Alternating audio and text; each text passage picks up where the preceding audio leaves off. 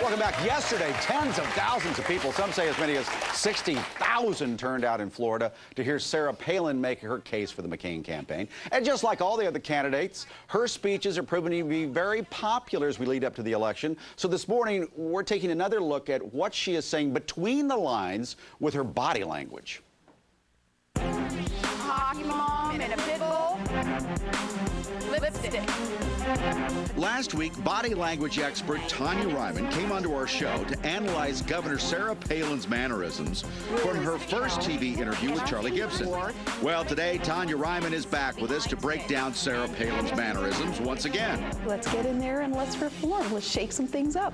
But this time, it is Sarah Palin from her recent Fox News interview with Sean Hannity.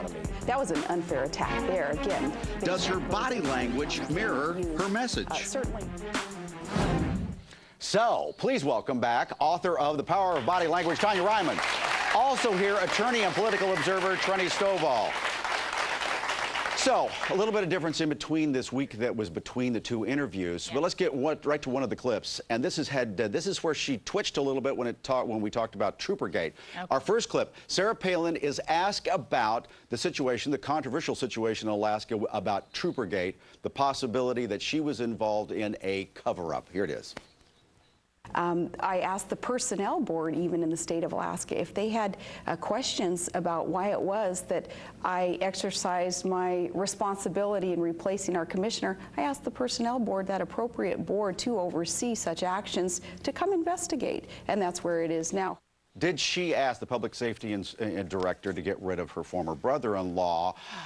A lot of people say we're going to investigate this. Is there a sense in her body language that she maybe did something wrong here? Well, you know what it is. When you're looking for body language, what you want to look for is congruity, which means that her body language matches her words. So as she's talking, you see that there's so much hand movement going on. That typically can be indicative of somebody who's experiencing some inner turmoil. So when I watch this, to me, this is a red flag that the body language didn't seem to match the verbals that well. Could she just be uncomfortable with the questioning, or Sure.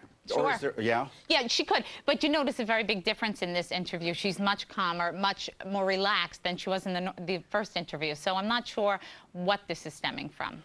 Trenny, what do you think of this? I think she has a much more friendly audience this time. Fox is more conservative. She has somebody in her corner. But the fact is, she considers herself such an open book. I think Troopergate is not a significant issue, except for it goes to character. She says, I'm an open book. Everything I say, everything I do is supposed to be for the public.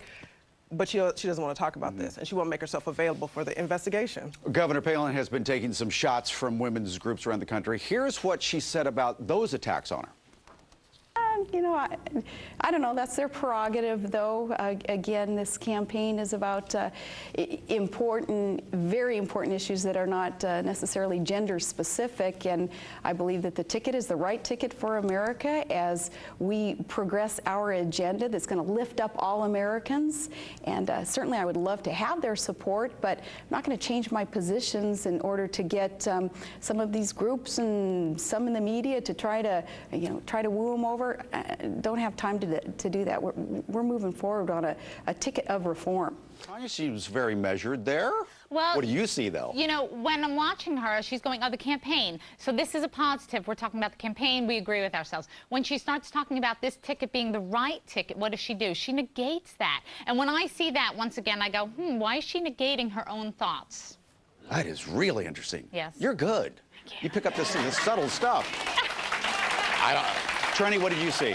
I saw her responding to the generality. She's staying on message. She's been given a script, and she's following it to the letter. I'm missing content. I'm still missing content in this interview. The first time I was more impressed when she had her first interview. She's kind of able to duck and dodge even, but now I want to hear content, and I'm missing that. She had an audience who gave her the opportunity. Well, all right, let's see if we can dig up some content in the next bite here. The governor was also asked about attacks from the Obama campaign and whether or not she thought those attacks would be effective in swaying voters' opinions. Do you think these attacks will be effective? I think the American people are getting down to the facts, and they're looking at voting records, and they're looking at allegiances, and they're looking at what a vision is that each candidate holds and is sharing with the American people.